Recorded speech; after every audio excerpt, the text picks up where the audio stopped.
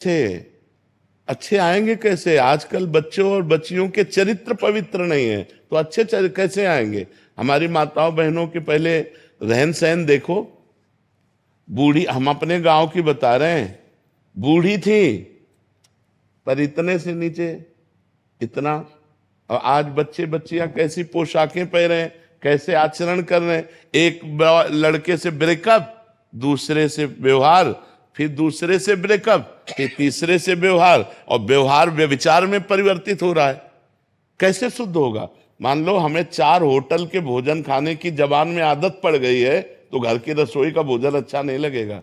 जब 4 पुरुष से मिलने की आदत पड़ गई है, तो एक पति को स्वीकार करने की हिम्मत उसमें नहीं रह जाएगी। ऐसे ही जब 4 लड़कियों से व्यभिचार करता है, तो वो अपनी पत्नी से संतुष्ट नहीं रहेगा, उसे 4 से व्यभिचार करना पड़ेगा, क्योंकि उसने आदत बना ली है। हमारी आदतें खराब हो रही, हमारे बच्चों की आदत। तो ये सब जो मोबाइल चल गया है, जो गंदी बातें चल गई हैं, अब आजकल बहू मिलना और या पति मिलना बड़ा मुश्किल है, बड़ा मुश्किल है। 100 में कोई 2-4 कन्याएं ऐसी होंगी जो अपना पवित्र जीवन रखकर किसी पुरुष को समर्पित होती होंगी। कैसे वो सच्ची बहू बनेगी? जो 4 लड़कों से मिल चुकी वो सच्ची बहू बनेगी? जो 4 लड़कियों से मिल चुका वो सच्चा पति बन पाएगा? तो अब ये हमारा भारत देश धर्म प्रधान देश है। अब जो हमारे देश में गलतियां घुस गई हैं, विदेशी ये माहौल घुस गया है, ये लिव इन रिलेशन क्या है? गंदगी का खजाना, गंदगी का खजाना। अरे हमारे यहाँ पवित्रता के लिए जान दे दी। जब मुगलों का आक्रमण हुआ तो पवित्रता के लिए जान दे दी, लेकिन छूने नहीं दिया शरीर को। और आज वही बच्चे, ये सब क्या है? अपने पति के लिए प्राण देने की भावना हमारे देश में रही है कि हमारी हमारी जान चाहे चली जाए, मेरे पति का बाल बांका न हो। और यहाँ पतियों के साथ ऐसा व्यवहार हो रहा है। अपनी पत्नी को प्राण माना गया है, अर्धांगिनी माना गया है। कहाँ हमारे देश की ये भाषाएं गई? ये इसीलिए हो रहा है क्योंकि पहले से व्यभिचार हो रहा है। नहीं, हमारे यहाँ बहुत पवित्र व्यवहार माना गया। ब्याह हुआ, पूरे गांव के देवी देवताओं का पूजन होता था, बुजुर्गों के आशीर्वाद लिए जाते, तब वो गृहस्थ धर्म में जाते थे। आज पहले ही विचार किए बैठे हुए हैं, पहले ही गंदे आचरण किए बैठे हैं। क्या जाने उस पवित्र धारा को, क्या मानेंगे पाणी ग्रहण को? नहीं, जिस पति ने पाणी ग्रहण कर लिया उसके लिए जीवन समर्पित किया जाता है। हमारा भारत देश है, हमारा विदेश नहीं कि आज इसके साथ, कल उसके साथ, परसों उसके साथ। तो माता जी, अब सबसे बड़ी समस्या है कि बच्चे बच्चियां ही पवित्र नहीं हैं। वो अगर किसी तरह से पवित्र मिल जाए तो भगवान का वरदान समझो। हम कहते हैं चलो जो बच्चापन में गलती हो गई, लेकिन ब्याह होने के बाद तो सुधर जाओ। बड़ा विचित्र समय है, बड़ा विचित्र समय है। गगन जी कनाडा से। राधे राधे।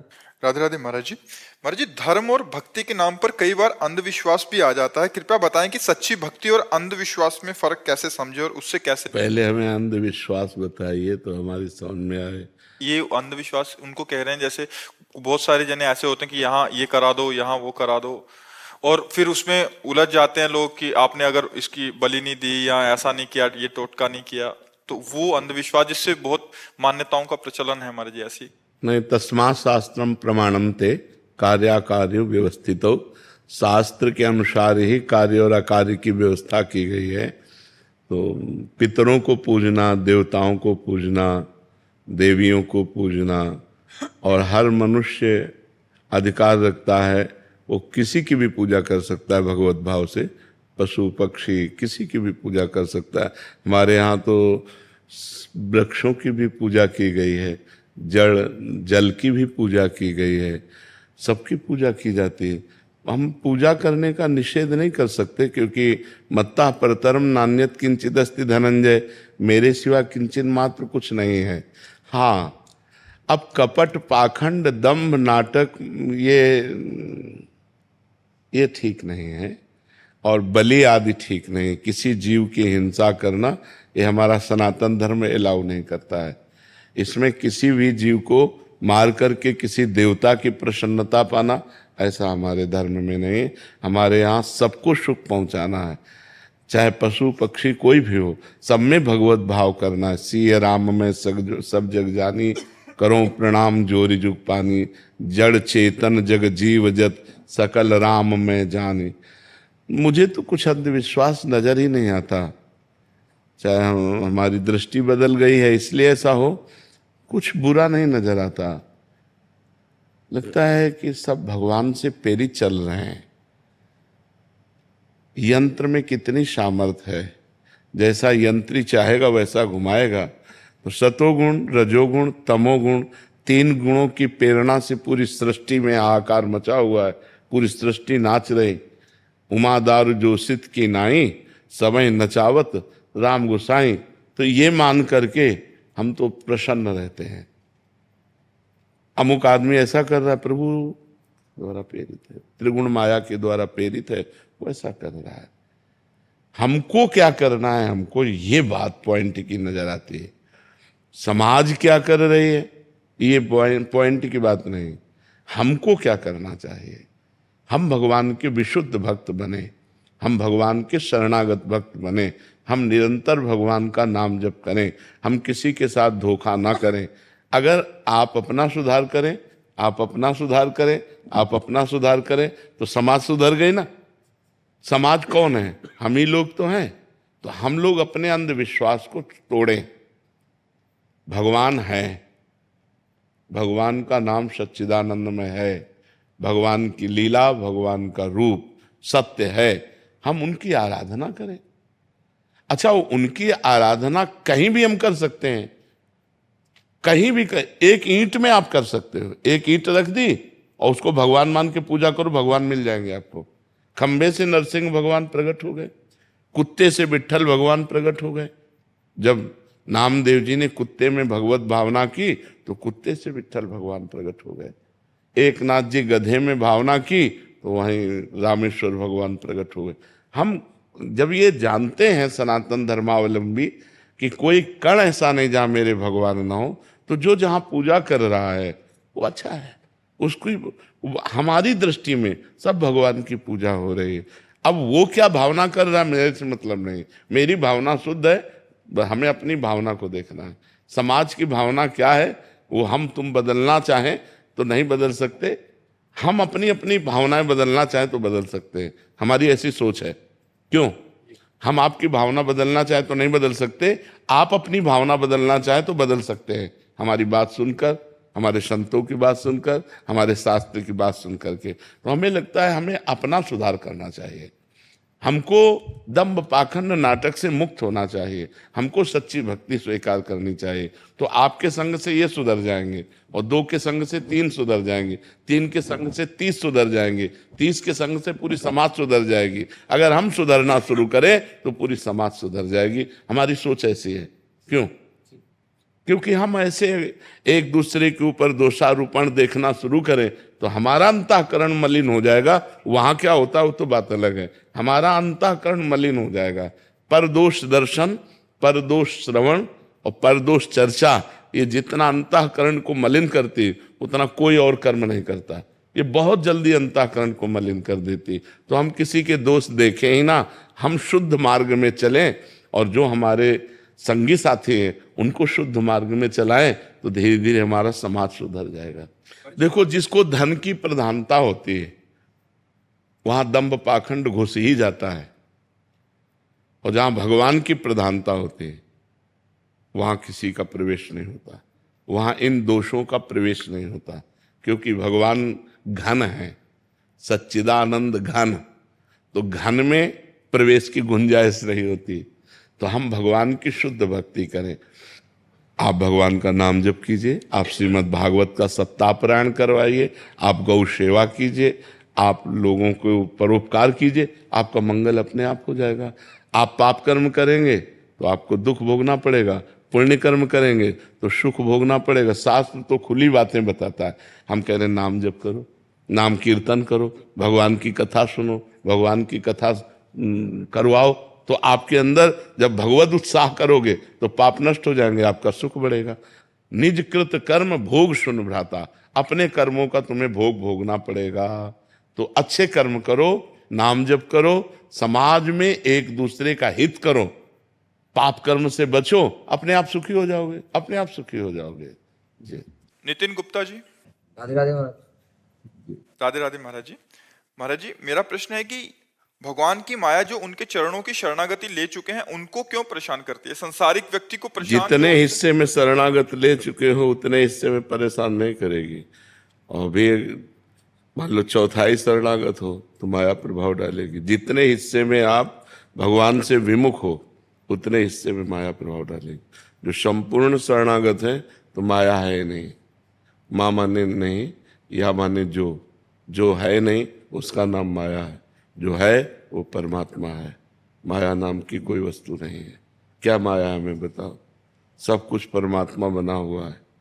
तो जब तक ये हमें ज्ञान नहीं है, हमें स्त्री पुरुष धन दौलत भोग वासना जितनी हमारे अंदर है उतना ही हमें माया प्रभाव डालेगी। तो हमको चाहिए कि हम प्रयास करें, नाम जप करें, भगवत लीला कथा सुने, पवित्र आचरण करें और संपूर्णतया अपने आप को भगवान की शरण में कर दें। भगवान ने गीता जी में कहा, दैवी हेषा गुणमयी मम माया दुरत्तया मामेव ये प्रपद्यन्ते माया में ताम तरन्ति। दैवी माया है ये, परमात्मा की माया है। इसको पार पाना बहुत कठिन है। भगवान स्वयं कह रहे दुरत्या, बहुत कठिन है पार जाना। क्या करो? मेरी शरण में आ जाओ, मैं तुम्हें पार कर दूंगा। मामेव ये प्रपद्यन्ते, मामेव केवल मेरी शरण में आ जाओ, मैं तुम्हें पार कर दूंगा। भगवान वादा करते हैं। तो हमको भगवान की शरण में जाना है। तो भगवान की शरण में जाने में बाधा क्या है?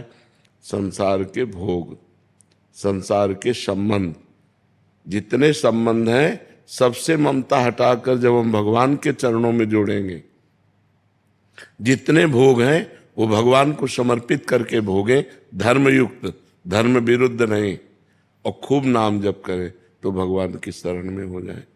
जितना नाम जप हमारा छूटता है उतने ही क्षेत्र में माया अटैक कर देगी। 10 मिनट छूटा तो 10 मिनट में वो अपना प्रभाव दिखा देगी। और अगर हर समय भगवान का चिंतन चल रहा है, हर समय भगवान की शरण में है, तो माया कुछ है ही नहीं। सिय राम में सब जग जानी, करहूँ प्रणाम जोर जुग पानी। सब भगवान ही विराजमान है सब रूपों में। पर ऐसा ज्ञान होना, वासुदेवा सर्वमिति सा महात्मा सुदुर्लभा, सब जगह भगवान ही विराजमान है, ये बात बहुत दुर्लभ है समझ पाना। इसीलिए खूब नाम जप करो। भगवान की माया भक्तों पर अटैक नहीं करती। जितनी हमारे अंदर त्रुटि है अभी, वह उसी पर उसका प्रभाव रहता है। जो शरणागति में समर्पण में कमी है उसी में प्रभाव रहता है। पूर्ण शरणागति तन वांग मनोभिर अमलई सोहम त्वयिवाश्रिता। शरीर से, वाणी से, मन से और स्वयं से भगवान के आश्रित हो जाता है। शरीर से आश्रित होने का मतलब संपूर्ण कर्म भगवान को समर्पित। वाणी से नाम कीर्तन, भगवान की कथा, भगवान की वार्ता, नहीं मौन। मन से भगवान का चिंतन। स्वयं से मैं भगवान का अंश हूँ, भगवान का दास हूँ, ऐसा भाव होना, तब शरणागति पूर्ण होती है। जी जैसे मैं आपसे 3 साल से जुड़ा हूँ, ठीक है? जी। आपके पास नाम जब होता है, अब ऐसा होता है जैसे संसारिक बात चल रही है किसी से या फिर कार्य करे संसारिक, तो उस टाइम नाम ध्यान करने का प्रयास करता है। हाँ, वो भी भगवान को समर्पित कर दो। तो जैसे उस टाइम नहीं रहता ध्यान, तो अगले दिन जब सिद्धार्थ आसन में बैठते हैं तो जब नाम लिखते हैं सामने, तो उस टाइम वो आता है, फिर वहां से डिलीट होता है। ऐसा हो रहा है। हाँ, चलते रहो, आगे चलते हो। बहुत अच्छे बच्चे हो, भगवान की बड़ी कृपा है जो इस अवस्था में आप साधन कर रहे हो। बहुत आगे चलकर बहुत अच्छे बन जाओगे, क्योंकि अभ्यास चल रहा ना। बस गंदा अभ्यास मत करना कोई, गंदे आचरण मत करना कोई, तो यही आपको उठा देगा, ये अध्यात्म में स्थित कर देगा। और जब अध्यात्म प्राप्त हो जाता है तो लौकिक संपत्ति तो अपने आप प्राप्त हो जाती है। जी। दीपक गुजर जी। श्री हरिवंश श्री हरिवंश महाराज जी। महाराज जी, क्या शरणागति होने के बाद जीव को अपनी चिंता नहीं करनी चाहिए? नहीं, शरणागत होने के बाद अपनी चिंता करना शरणागति में कलंक है। जब हम भगवान के भरोसे हो गए, और भगवान सर्वशक्तिमान है मालूम है? भगवान सर्वशक्तिमान है, भगवान सर्वत्र है, मालूम है? तो फिर यहाँ भी है, जहाँ भी है। जैसे भगवान सर्व सुहृद है, बहुत प्यार करने वाले हैं, तो फिर वो हमें दुखी क्यों करेंगे? दुखी होना, चिंतित होना, उद्विग्न होना, ये शरणागति में कलंक है। निश्चिंत होना, निर्भय हो जाना। ये कब? जब निरंतर भजन हो रहा है, हम पूर्ण शरणागत हो चुके हैं, तब निश्चिंत हो जाओगे, निर्भय हो जाओगे, निशोक हो जाओगे। हर समय भगवान की कृपा आपको संभाले, ऐसा आपको अनुभव होगा। अभी अहम है जब तक, देहाभिमान है, अहंकार जब तक है, तब तक ये दुख, चिंता, शोक, भय अपनी करनी होती। अब अपनी चिंता करने का अधिकार कहाँ रहा? शरीर भगवान को दे दिया, मन भगवान को दे दिया, वाणी भगवान को दे दिया, स्वयं भगवान को समर्पित। तो जैसे ये मकान हमको दे दिया, तो अब इसकी चिंता करना तुम्हारा काम है कि हमारा काम है? तो हमने भगवान को अपना दे दिया, और भगवान वादा करते हैं योगक्षेमम वाहम्यहम्, मैं योगक्षेम का स्वयं वहन करूंगा। तो फिर मुझे चिंता क्या करनी? मुझे चिंतन करना है, चिंता नहीं करनी। अपना बचा क्या जो मैं चिंतन करूं? जिसकी मैं चिंता करूं, अपना बचा क्या? बचा है तो शरणागत नहीं है। समझ रहे? क्या मेरे शरीर का क्या होगा, मेरा क्या होगा, पता नहीं, ऐसा हो जाए कि ना हो जाए, पता नहीं भगवान ने मुझे स्वीकार किया है कि नहीं, मेरे में तो कोई लक्षण नहीं शरणागति के। ये सब नहीं, भगवान का मैं हूँ, भगवान मेरे हैं, इतने मात्र से कल्याण हो जाएगा। अब निरंतर नाम जप करो। बिगड़ी जन्म अनेक की, अब ही सुधरे आज, होई राम को नाम जप तुलसी तज कुसुमाज। भगवान का आश्रय ले लिया, नाम जप कर रहे हैं, और कुसुमाज गंदी बातें छोड़ रहे हैं। ये मोबाइल बहुत खतरनाक है। अगर इसको आप ज़्यादा चलाएंगे, रील देखेंगे, गंदी बातें देखेंगे, तो शरणागति की बात करेंगे लेकिन शरणागत नहीं हो पाएंगे। वो देहाभिमान पुष्ट रहेगा और गंदे आचरण होते रहेंगे। गंदे लोगों का संग, गंदे आचरणों का त्याग, भगवान का नाम जप, भगवान की लीला कथा, कोई न कोई शास्त्र स्वाध्याय, मोबाइल से सत्संग, ये सब ऐसे हमको जैसे धनुष बाण चलाने वाला तीर रखता है ना, ये तीर काम नहीं किया तो ये तीर काम करेगा। ऐसे ही हमको कि ये इस समय हमारा मन जप में नहीं लग रहा, कीर्तन में सुनो, कीर्तन में नहीं लग रहा, सत्संग मोबाइल से चला लिया, सत्संग में नहीं लगा, शास्त्र स्वाध्याय करने लगे। मतलब अच्छे कामों में हम इसको फंसाएं। मन को देखना चाहिए इस समय कहाँ लग रहा है। कभी कभी शांत मन होके जप में लग रहा है, कभी उसका मन नहीं लग रहा, जप में नहीं लग रहा। अब देखो ये किस में लगना चाहता है? बोले बोलने की बहुत इच्छा हो रही, वाणी का वेग आ रहा है, अब हम भगवान की कथा, स्तोत्र, नाम कीर्तन इसमें लगा दिया। सुनने की हमारी इस समय श्रवणेंद्रिय में वेग है, तो मोबाइल से खोल दिया, 1 घंटा 1.25 घंटा सत्संग सुना, अपने आप मन शांत हो गया। तो ये साधना में ये अस्त्र रखे जाते हैं कि इस समय हमारा मन क्या कह रहा है। कभी कभी मन ध्यान में लगता है, कभी बिल्कुल नहीं लगता। तो जब किसी में मन ना लगे तो सो जाए, लेकिन गलत आचरण न करे, गलत संग न करे, गलत लोगों से न मिले, मोबाइल टीवी न देखे, चुपचाप सो जाए। तो जब फिर जगेगा फिर भजन करने लगेगा। एकांत हट जाए, जब अपना मन खराब हो तो एकांत हो जाना चाहिए, या साधु संग करना चाहिए या एकांत हो जाना चाहिए। क्योंकि फिर उस समय गलत संग हो गया तो फिर हमारे संस्कार गलत हो जाएंगे। वर्तमान में तो गलत क्रिया हुई ही, लेकिन भविष्य भी हमारा खराब हो जाएगा।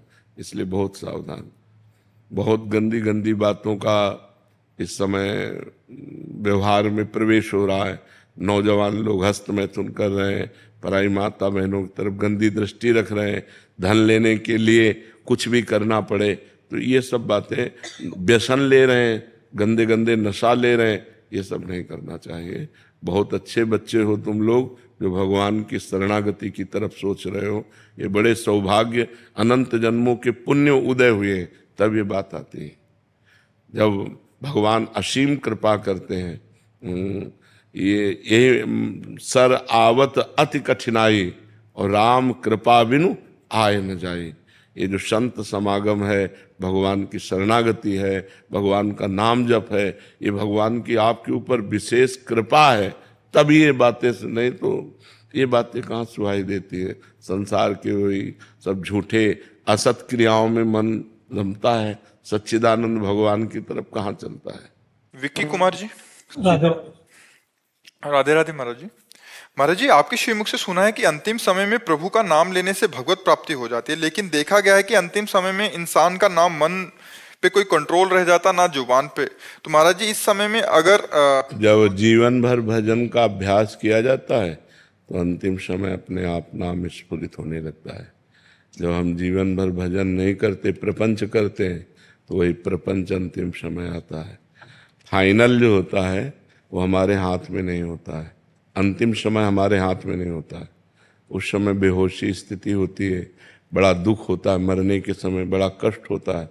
तो उस समय अगर हमने जीवन में भजन किया है तो अंतिम समय भजन स्फुरित हो जाएगा। अगर नाटक किया है तो माया स्फुरित हो जाएगी।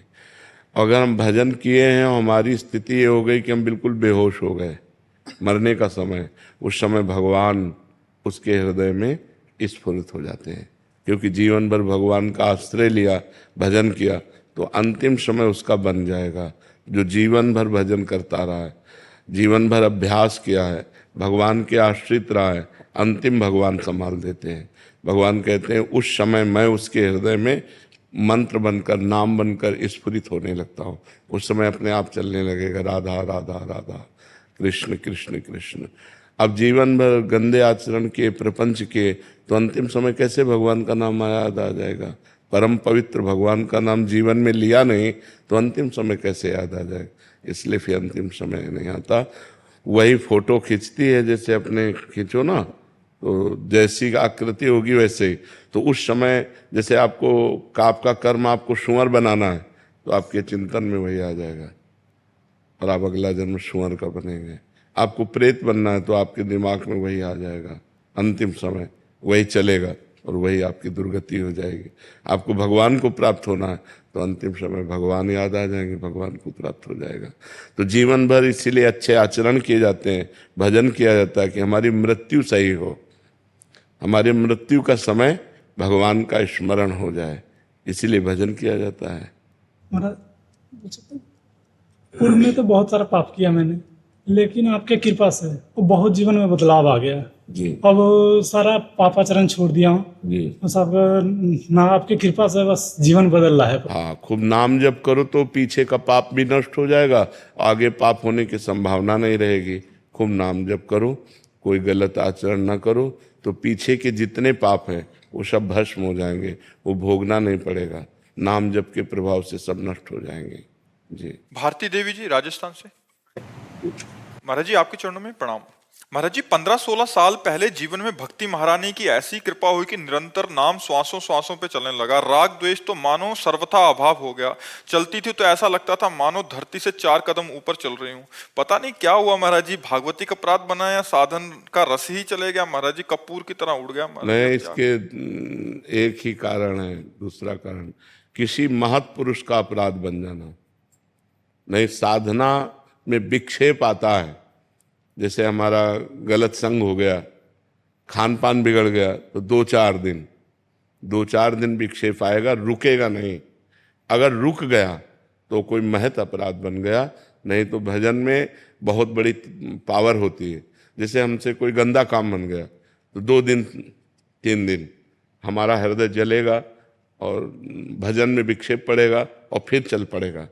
जैसे हमारा भोजन गलत हो गया तो 1 दिन आज पाया और कल तक हमारे विक्षेप पड़ता रहेगा, फिर ठीक हो जाएगा। लेकिन हमने किसी संत की निंदा कर दी, वैष्णव अपराध बन गया, वो फिर आपको हावी कर देगा, वो आपके भजन को रोक देगा। तो आप देख लो किसी संत वैष्णव का कोई अपराध बन गया हो, अंदर से मानसिक आगा आपने सोचा हो, किसी की निंदा की हो किसी संतों के प्रति, क्योंकि फिर ऐसे नहीं होता। सोचने से ही ऐसा होगा। हाँ, संतों के प्रति ऐसा नहीं बोलती हूँ कि भगवान मेरे मन वचन कर्म से कोई अपराध हुआ था, आप क्षमा कीजिए प्रभु। हाँ बिल्कुल, और आपके चरणों में मेरी प्रीति हो जाए। हाँ बिल्कुल। आज से आप ध्यान करो, आज से आप जब शुरू करो, भजन करो, और रोज प्रातः काल उठकर समस्त संत भगवान की जय बोलो, समस्त संत भक्त वैष्णवों की जय, और सबको नमन। और जाने अनजाने में जो कोई गलती हो गई सो क्षमा करो। आज से फिर भजन शुरू करो, ठीक है? हाँ, भजन। डॉक्टर आशीष जी वृंदावन से। राधा वल्लभ नाथ। राधे राधे महाराज जी, आपके चरणों में प्रणाम। महाराज जी, संविधान में 22 भाषाओं की मान्यता है, आप केवल एक भाषा हिंदी में ही बोलते हैं। यदि केवल भारत देश का ही सुधार किया जाए, नए बच्चे को अध्यात्म की शिक्षा दे, तो हिंदी भाषा क्षेत्र के बच्चों के अलावा अन्य भाषा क्षेत्र तक आपकी बात पहुंचनी चाहिए। महाराज जी, आप इसका समाधान। अब हम क्या करें यार, भारत में पैदा हुए, हिंदुस्तान में, और हमारी मातृभाषा हिंदी है, और हम हिंदी भाषा में और हमारी मातृभाषा में इस बहुत पवित्र भाषा है, ये बहुत मंगलमयी भाषा जो हिंदी भाषा है। संस्कृत और हिंदी, इन दो भाषाओं का हमें ज्ञान है। संस्कृत में जैसे आप बात करो तो हम समझ जाएंगे कि आप क्या बात कर रहे हैं, संस्कृत के श्लोकों का, और हिंदी। इसके अलावा अंग्रेजी में आप जैसे बात करो तो हम मुंह देखते रहेंगे, तो हमें पता नहीं क्या है। हाँ, कुछ शब्दों का ज्ञान है जो बोलचाल भाषा में बोले जाते हैं ना। हाँ, कुछ जैसे अटैक, माया तभी अटैक करेगी जब आपको, तो अब ऐसे कुछ शब्द है जो मिश्रित है उनमें।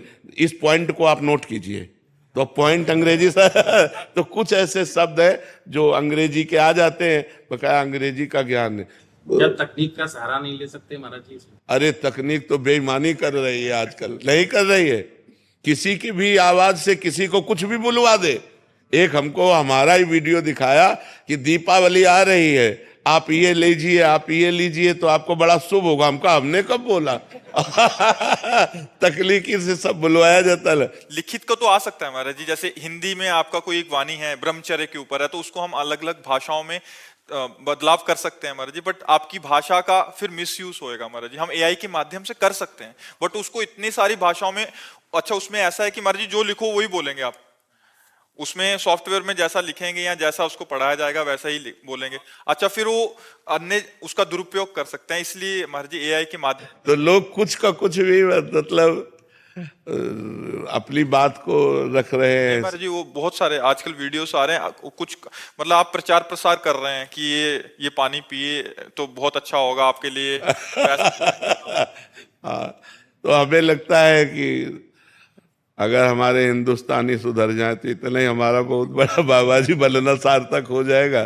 तेलुगु, मलयालम, बहुत भारत की बहुत भाषाएं जहाँ की जरूरी है आपकी वाणी को पहुंचना, तो उनको वहाँ कन्वर्ट करके भले भेजा जाए। हाँ, या ऐसा करें तो। विभूति सिंह जी दिल्ली से। राधे राधे राधे राधे महाराज जी। महाराज जी, क्या अध्यात्म के रास्ते में जाने के लिए अपनी सांसारिक इच्छाओं को मार देना चाहिए, जैसे धन प्राप्ति, बच्चों की अच्छी पढ़ाई देने के लिए? नहीं, ऐसा कहाँ लिखा है? ऐसा कहीं लिखा नहीं, ऐसा कहीं उपदेश नहीं। जो उपदेश दे ऐसा वो ठीक नहीं। धन कमाना है लेकिन धर्म से युक्त होकर कमाना है, पाप कर्म करके नहीं। बच्चों को पढ़ाना है लेकिन उनको आदर्श की शिक्षा देनी है, जो बड़े महापुरुष हो गए वो शिक्षा देनी है। हमको गंदे बच्चे नहीं बनाने। माता पिता गुरु होते हैं, प्रथम गुरु होते हैं। खूब अच्छी पढ़ाई करो लेकिन उनको बैठ करके आदर्शमय शिक्षा भी दे। देखो बेटा, जब तक ब्याह ना हो जाए किसी लड़की की तरफ न देखना। देखो बेटी, हमारी बात मानो, तुम हमारे बच्चे हो, जब तक तुम्हारा हम ब्याह ना कर दें तब तक किसी लड़के का संयोग मत करना। अगर कभी गलती हो जाए तो आप हमसे बताना, हम आपको सहयोग करेंगे। आधुनिक शिक्षा के साथ साथ उनको आध्यात्मिक शिक्षा देनी है। धन कमाने के साथ साथ हमें धर्म की भी रक्षा करनी है। तो कहीं भी ऐसा नहीं है कि आप ये ना करो लेकिन धर्म युक्त होकर के करो, तो भगवान की भक्ति आध्यात्म पुष्ट होता है। बिना धर्म के अध्यात्म पुष्ट नहीं होता, और उसमें आपकी दुर्गति है। आपका हृदय जलेगा, आपका मन अशांत होगा, बात खुल जाएगी, समाज में निंदा होगी। अगर कानूनी अपराध है तो आप जेल जाओगे। जो असत क्रियाएं हैं उनसे हमको बचाना है। आधुनिक पढ़ाई असत क्रियाओं से नहीं बचा सकती। अध्यात्म के बिना आधुनिक पढ़ाई असत क्रियाओं से नहीं बचा। देखो ना बच्चे पढ़े लिखे क्या कर रहे हैं, देखो ना बच्चियां कितनी पढ़ी लिखी हैं। मतलब परिणाम तो सोचना चाहिए कि अब जो मैं कर्म करने जा रही हूं इसका परिणाम क्या होगा। जब तक अध्यात्म क्या है, ये आपको परिणाम सोचवाता है। जो आधुनिक पढ़ाई है परिणाम नहीं सोची, वर्तमान की क्रिया केवल सोचती है। और जो अध्यात्म है, यार मैंने ऐसा किया तो फिर ऐसा भी हो सकता है, ऐसा भी हो, नहीं ऐसा नहीं करूंगा, वो परिणाम सोचकर भयभीत होकर बच जाएगा। अध्यात्मवान, मान लो अध्यात्मवान को कुसंग हुआ तो परिणाम सोचेगा, इसका परिणाम क्या हो, अरे नहीं भाई ऐसा नहीं, समाज क्या कहेगी, नहीं नहीं, ऐसा नहीं। और जो अध्यात्मवान नहीं है फिर वो ऐसे चोरी, हिंसा, पाप कर्म और ये सब गंदे आचरण करने लगते हैं। तो हमें लगता है आधुनिक पढ़ाई के साथ साथ बच्चों को अध्यात्म शिक्षा भी देनी चाहिए और धन कमाने के साथ साथ धर्म की रक्षा करनी चाहिए, धर्मयुक्त धन एकत्रित करना चाहिए। कोई भी अधिकारी आएगा तो आपको भयभीत नहीं होना पड़ेगा, क्योंकि आपके पास हिसाब है और आएगा ही नहीं कोई। धर्म से चलने वाले के पास कोई नहीं आता है, आप पक्की समझ लेना, क्योंकि उसको इतना होता ही नहीं है। वो अपने परिवार का पोषण करके किसी तरह जी रहा है, लेकिन वो शांति से जी सकता है। और ये जितने अधर्म के हैं, जब इनकी पोल खुलती है तो इनकी दुर्दशा हो जाती है, पैसा जाता है, स्वयं जेल जाते हैं, समाज में बेइज्जती होती है। इसलिए घूस न ले, अधर्म का धन न ले, बेईमानी न करे, ईमानदारी से धन कमावे और नाम जप करे भगवान का और अध्यात्म में अपने परिवार को चलावे। बहुत से ऐसे गृहस्थ हैं, धन्य है इनकी गृहस्थी। सुबह से पूजा पाठ पूरे घर में शुरू, बच्चे भी पूजा में बैठते हैं और स्कूल जाते हैं, खाना पीना सब पवित्र, उनका माता पिता उनको शिक्षित किए हुए हैं अध्यात्म से। अब आज का वातावरण तो धीरे धीरे गिरता चला जा रहा है। तो आज जो अध्यात्म विहीन बुद्धि है वो कैसे गलत गलत निर्णय दे रही है।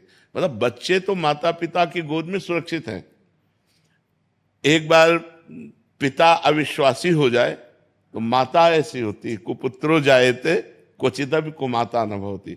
माँ अपनी जान दे देगी लेकिन अपने बच्चा और बच्ची का अहित नहीं होने देगी। ये प्रसिद्धि है, शास्त्र में लिखा है कि कुपुत्रो जायते क्वचिदपि कुमाता न भवति। पुत्र तो कुपुत्र हो सकते हैं लेकिन माता कभी कुमाता नहीं हो सकती। और अध्यात्म विहीन माताएं आज क्या कर रही हैं, ये जो आज हमारे समाज में मानसिकताएं फैल रही हैं, ये अध्यात्म विहीन मानसिकता है। अगर हम अध्यात्म विहीन रहेंगे तो ऐसी हमें बुद्धि आदेश करेगी, जो गलत कार्य हो जाएंगे हमें जेल मिलेगी या नरक मिलेगा और अशांति रहेगी, दुर्गति हो जाएगी। तो हमारा अध्यात्म ये नहीं सिखाता कि आप धन न कमाओ, ये नहीं सिखाता कि आप पढ़ो लिखो नहीं। अगर हम पढ़े लिखे ना होते तो हम आपको क्या सुनाते। मान लो हमको ककाहरा मात्रा का ज्ञान हुआ तभी तो हम वेद शास्त्र पुराण पढ़े, अगर नहीं तो हम कैसे आपको सुना पाते। आधुनिक पढ़ाई ही तो अध्यात्म में हमारी प्रगति करवाई। अगर आधुनिक पढ़ाई ना होती, काका गागा ना पढ़े होते तो हम अध्यात्म में क्या पढ़ पाते। तो आधुनिक के साथ साथ अध्यात्म, अध्यात्म के साथ साथ आधुनिक, तो इस जरूरी है। ऐसा हमारा शास्त्र आदेश नहीं करता कि आप धन न कमाओ या आप बच्चों को पढ़ाओ नहीं, ऐसा नहीं करता। संत भगवान ने प्रश्न किया कि केदारनाथ से आए हैं महाराज जी हैं कि बहुत भीड़ इकट्ठा होती है जिससे अपवित्रता बढ़ती है, तो इसका क्या उपाय है। तो पहली बात तो हम धन्यवाद देते हैं कलयुग को कि इस कलिकाल में लोग वृंदावन धाम, केदारनाथ, बद्रीनाथ कहीं भी जाना चाहते हैं। ये बड़े सौभाग्य का विषय है, जाना चाहिए, क्योंकि भगवान के ये परम प्रिय मंगलमय स्थानों में जाने से हमारी अपवित्रता नष्ट होती है, हमारे हृदय में पवित्र ज्ञान होता है, भक्त और भगवान के प्रति श्रद्धा प्रकट होती। जाना चाहिए, पर कैसे जाना चाहिए, बात यह है। हमारे को भगवद यात्रा कर रहे हैं, पहले दिमाग में ये बात ध्यान रखनी चाहिए। कोई भी संसारिकता, जैसे पति पत्नी के संबंध है, गर्लफ्रेंड बॉयफ्रेंड, पिकनिक मनाना या इधर उधर इंद्रियों का दुलार करना, ये बात नहीं होगी। इससे घोर पाप की प्राप्ति होगी। जैसे आप यहाँ कोई संसार में पाप हो जाए और आप वृंदावन धाम आए, केदारनाथ गए, बद्रीनाथ गए, तो आपके पाप नष्ट हो जाएंगे, क्योंकि परम पवित्र स्थान में ऐसी क्षमता है। लेकिन वहाँ पाप कर लिए आप, तो अब त्रिभुवन में कहाँ जाओगे। जहां आपको निष्पाप होने का स्थान भगवान ने बनाया है, यहां जब तप करोगे, व्रत उपवास करोगे तो तुम्हारा मंगल होगा। तीर्थों में उपवास करना चाहिए, चाहे भले एक दिन उपवास करे, खान पान का संयम रखे और ब्रह्मचर्य से रहे। भले एक दिन रुको, 2 दिन रुको, लेकिन ब्रह्मचर्य से रुको। ये पिकनिक मनाने वाला माहौल कि चलो बड़े पहाड़ हैं, बड़ा दृश्य मनोरम है, हम चलकर अपनी काम भावनाओं को और विकास दें, ये विनाश का कार्य होगा, ये पवित्र कार्य नहीं होगा। पूर्व में गांव से जब कोई बद्रीनाथ केदारनाथ जाता था तो वो बोलता था, तुम क्या समझते हो हम केदारनाथ हुआ है क्या झूठ बोलेंगे। मतलब वो इस बात को साक्षी देते थे कि हम झूठ भी नहीं बोल सकते, क्योंकि हम केदारनाथ हुआ है, हम बद्रीनाथ हुआ है, हम भगवान के दर्शन करके आ गए, तो अब हम झूठ भी नहीं बोल सकते। और आजकल लोग गाड़ियों में जाते हैं, होटल बुक करते हैं और गंदी बातें करते हैं, सो ठीक नहीं है। जाना तो ठीक है, लेकिन ऐसे जाना ठीक नहीं कि पिकनिक मनोरंजन अपने मनाने के लिए आप वहां जाओ तो घोर पाप हो जाएगा और उसका निस्तारण नरक में ही होगा, फिर नरक भोगना पड़ेगा। इसलिए ऐसे लोग तो जाए मत जिनको